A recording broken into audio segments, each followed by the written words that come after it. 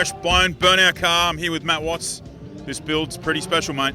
Yeah, this one means a lot, this car, so to have it here and be able to rip a cover off it, it means a hell of a lot to me, and I'm sure it means a hell of a lot to other people within our world, our burnout world.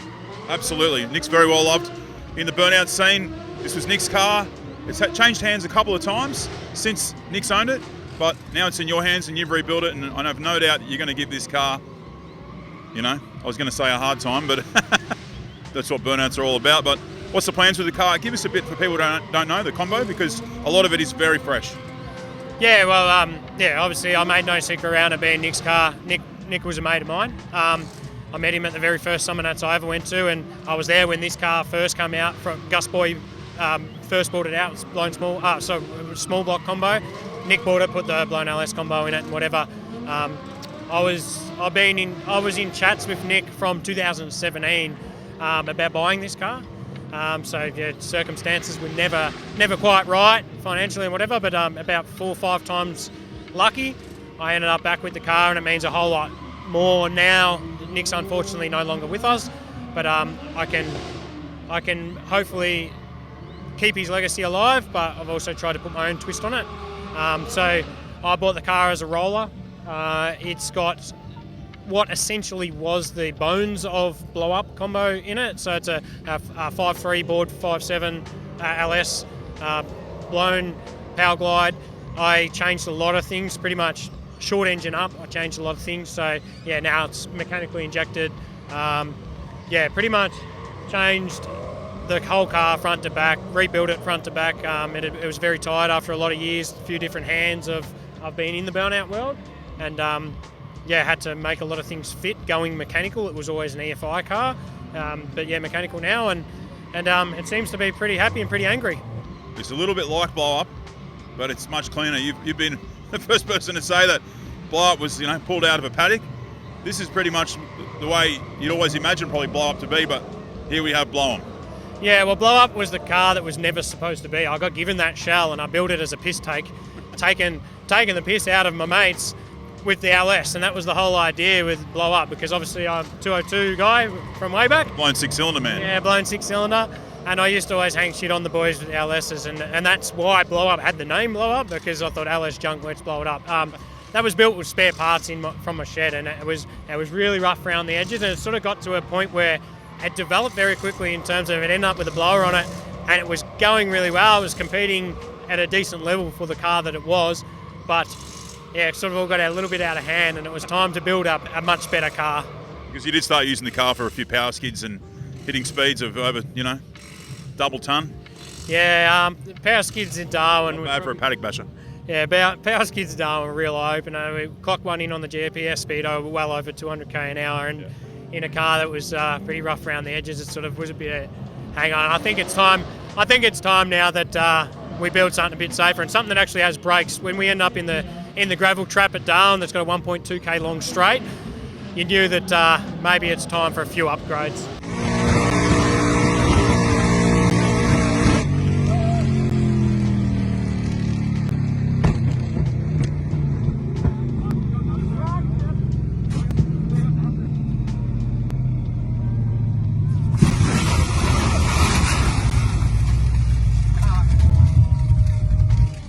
What are some of those upgrades? Roll cage being one?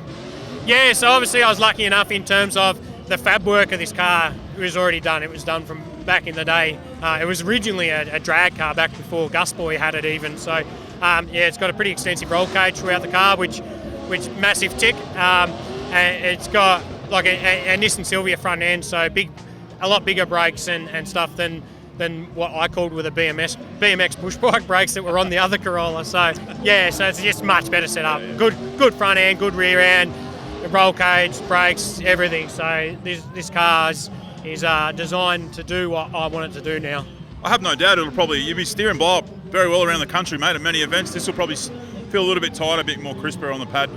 Yeah, well, I hope so. The unfortunate part, BLO'EM was so much fun because I did not care about it one bit. So you'd push the limits a little bit. If you found yourself in a tight corner, you weren't so worried whether you turned left or right because the consequences weren't that bad. But this sort of probably come up a little bit prettier than I would have thought originally, and I'm not going to say that I'm not going to treat it the same way, but I'll be a little bit more conscious of the concrete walls, I suppose. No, you won't. I know you, mate. Once you're out there, it'll be on. Yeah, the rush comes across, and you forget all else.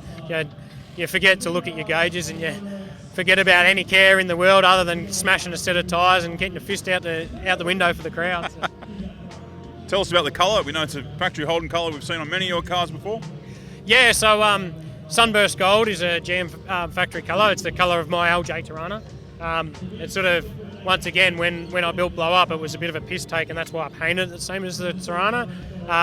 So, yeah, a lot of my mates started then calling it Wattsy Gold. I got a boat painted the same colour, like everything I got is black and gold. So blow something. Yeah, and it has to have a blow number plate, which unfortunately leads to be costly because then you've got to put a blower on it. Even my tinny's got a blower on it. So yeah, it's got to be blow and it's got to be black and gold to fit in around my shed. What's the first comp? So we'll do some demos this weekend, hopefully all going well, and then off to Summernats next month. And then we'll get on the road and we'll try and squeeze in as many comps as we can between now and the end of the year. Obviously now I've got the car to do it. I'd love to try and snag at least a wild card, if not a golden ticket for Summernats, and skid amongst the best, skid with me mates and see what we can lay down come January next year. I'll say it first, mate. It's for you to win Summernats in this car. I'm not putting the pressure on. It would be unbelievable. What a legacy, you know, like it would hit a lot of people.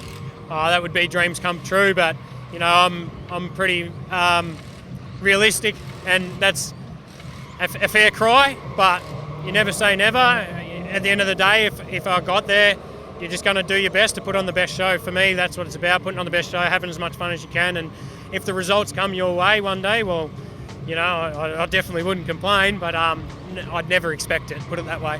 Well, the dream is to be there in the final, no doubt, and that's always a win. And like all you guys say in the Burnout community, going to an event, driving the car back on the trail. I was about to say pushing the car. That's the total opposite of what you don't want. Driving the car back on the trail is the win, right? Yeah, well, like just for any Burnout competitor, yeah. Yeah, just to be there, and if you could make that final 10-15 on the Sunday or Saturday Arvo these days, yeah. Obviously that's sort of the pinnacle. There's obviously one guy amongst probably 50, 60 pro cars that are across the country that are a chance throughout the year to get there.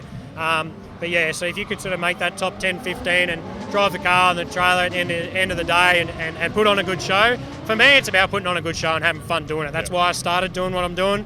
If you ever get a result go your way, well, good and well, but having a good time doing what you're doing, to me, is more important than anything else. It's all about the mates, the camaraderie, you know, if something breaks, someone's always helping. You know, in the pits is where you see all the, you know, the goodness.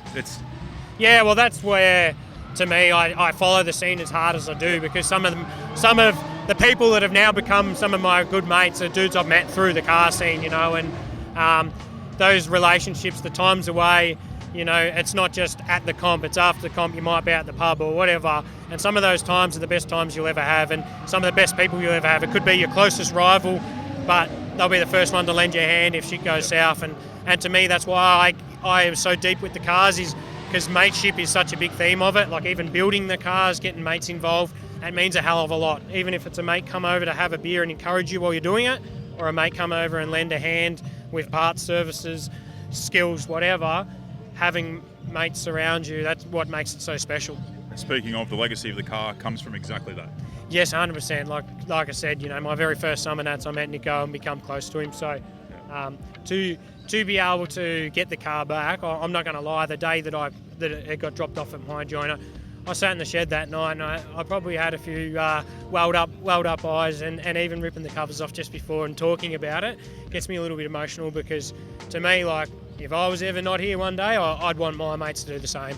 Yeah, but in this instance, Burnout plays second fiddle to, you know, the goodness of what this is. I want you to go out there and rip it today, mate. It's only a demo, but we want to see some smoke.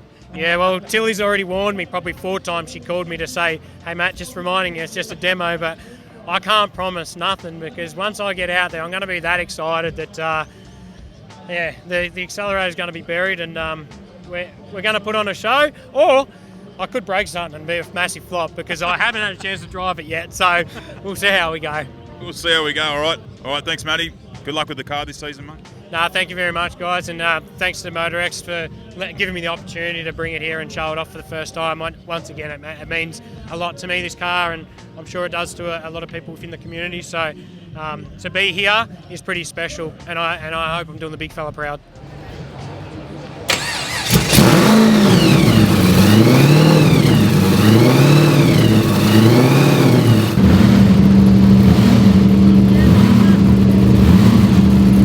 Watsy's coming out in a second. He's going to pump some tyres. You'll love to see it. Blow 'em.